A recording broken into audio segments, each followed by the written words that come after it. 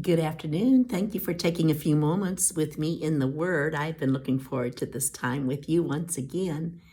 I want to remind you about the grace of God.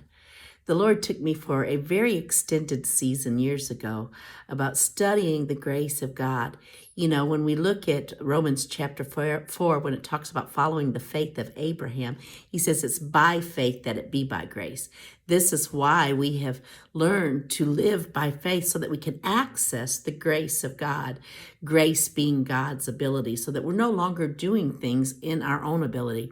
In fact, it's in 1 Peter chapter 4, it talks about the manifold, it's in verses 10 and 11, the manifold grace of God. In other words, the many graces of God.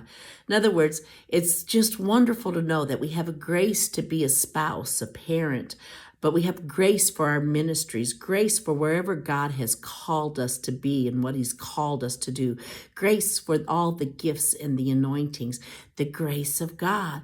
And he talks about that manifold grace of God, but when he talks about it, he talks about us being stewards of it. We're to steward that grace. How do we steward that grace? By being faithful in it. We step out into the grace for whatever God has called us to do, whatever our assignment has been. And as we step into that grace, we develop in that grace and grow in that grace so that we become more excellent in what we are doing and get greater results. And in that, God gets the glory.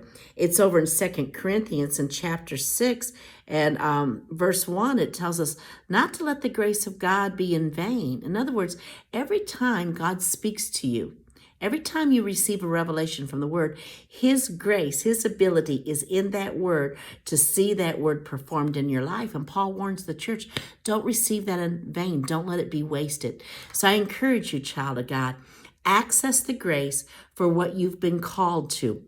Whatever your assignment is, steward that grace. Don't receive that grace in vain, and watch yourself grow in the grace of God and get greater results. I love you. I look forward to being with you again on Monday.